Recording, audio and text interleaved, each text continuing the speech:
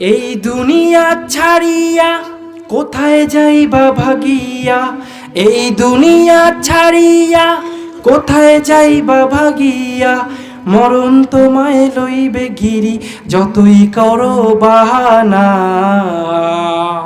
ঠিক কিনা? মরণ তোমায় লইবে ঘিরি যতই করো বাহানা, চিন্তা করে দেখো না কবরে কি যাইবা না, চিন্তা করে দেখো না কবরে কি যাইবা না। যেই কবরে আল্লাহ ছাড়া সঙ্গী কেহ থাকবে না, যেই কবরে আল্লাহ ছাড়া সঙ্গী কেহ থাকবে না, চিন্তা করে দেখো না কবরে কি যাইবা না। ঠিক কি না ভাইরা আমার? এই পৃথিবীতে আসার জন্য সবার জন্য একই রকম নির্ধারণ করা আছে, একই রকম সিস্টেম নির্ধারণ করা আছে। আপনি যেভাবে মায়ের গর্ভ থেকে এসেছেন, আমিও ঠিক সেভাবে মায়ের গর্ভ থেকে এসেছি। ঠিক কি না? কিন্তু যাওয়ার জন্য কোনো নির্ধারিত বিষয় নাই।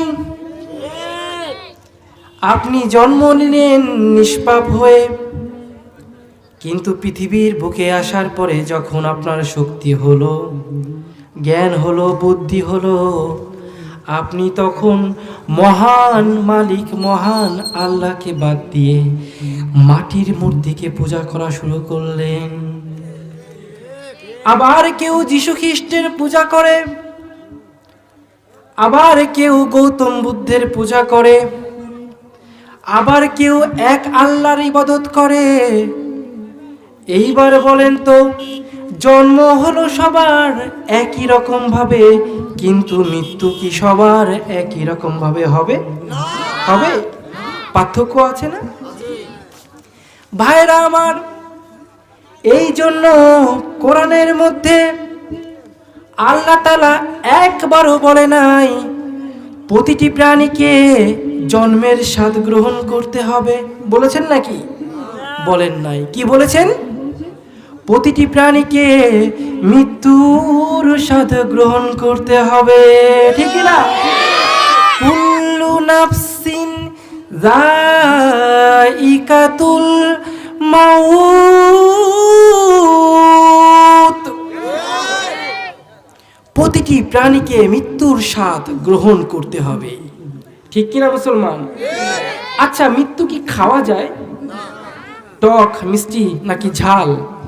হ্যাঁ, তাইলে যে আল্লাহ তাআলা বললেন মৃত্যুর স্বাদ গ্রহণ করতে হবে। স্বাদ মানে কি? টেস্ট। স্বাদ মানে কি ভাই? টেস্ট। তা মৃত্যুর কি কোনো স্বাদ আছে, টেস্ট আছে? মৃত্যু কি আমরা খাইতে পারি? না, মৃত্যু আমরা খাইতে পারি না। তবু আল্লাহ তাআলা বলছেন মৃত্যুর স্বাদ গ্রহণ করতে হবে। ঠিক কি না ভাইরা আমার? একটু ফলো করুন। আমি যদি আপনার মাথার চুলে আলতো করে হাত বুলাইয়া দেই, আপনার আরাম লাগবে। ঠিক কি না? আবার ওই একই মাথার চুলকে শক্ত করে ধরে যদি হ্যাচড়া টান দেই, আপনার ব্যথা লাগবে। ঠিক কি না মুসলমান? একই চুল, একবার আরাম লাগলো, একবার ব্যথা লাগলো, অর্থাৎ অনুভূতি পরিবর্তন হলো, তাই না? এই অনুভূতির পরিবর্তনকেই আল্লাহ তাআলা স্বাদ হিসেবে বুঝিয়েছে। বলেন সুবহানাল্লাহ। ভাইরা আমার, হযরত ঈসা নবী একবার হেঁটে যাচ্ছেন কবরের পাশ থেকে।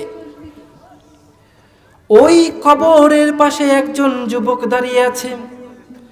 দাঁড়িয়ে বললেন, চাচা আসসালামু আলাইকুম ওয়া রাহমাতুল্লাহ।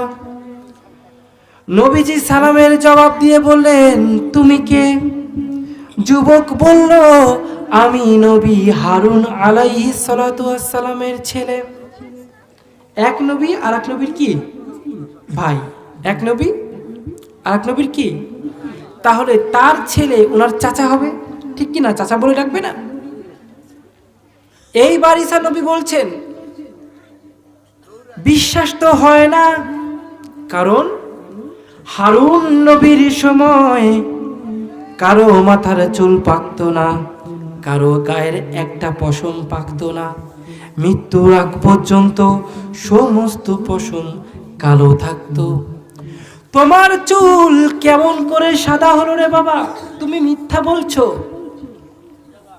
যুবক বলে, নবীজি আমি মিথ্যা কথা বলছি না, আমার তো একবার মৃত্যু হয়েছে, এক ভয়ঙ্কর যন্ত্রণা, মৃত্যু যন্ত্রণা সহ্য করে আমি কবরে গিয়েছি।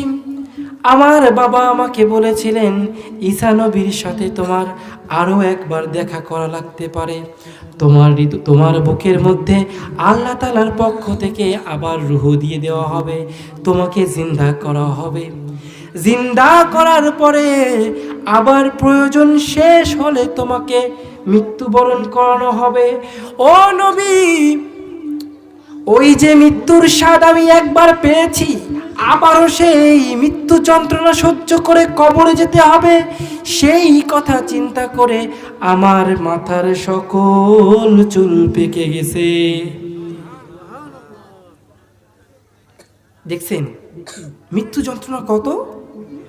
ও নবী, ওই মৃত্যু যন্ত্রণা এত ভয়ঙ্কর, ওই ভয়ঙ্কর মৃত্যু যন্ত্রণা সহ্য করে আমাকে আবার কবরে যেতে হবে, এই জন্য আমার মাথার চুল পেকে গেছে। ঠিক কিনা? এই দুনিয়া ছাড়িয়া কোথায় যাইবা ভাগিয়া, এই দুনিয়া ছাড়িয়া কোথায় যাইবা ভাগিয়া, মরণ তোমায় লইবে ঘিরি যতই করো বাহানা। ঠিক কিনা? মরণ তোমায় লইবে ঘিরি যতই করো বাহানা, চিন্তা করে দেখো না কবরে কি যাইবা না, চিন্তা করে দেখো না কবরে কি যাইবা না। যেই কবরে আল্লাহ ছাড়া সঙ্গী কেহ থাকবে না, যেই কবরে আল্লাহ ছাড়া সঙ্গী কেহ থাকবে না, চিন্তা করে দেখো না কবরে কি যাইবা না। ঠিক কিনা?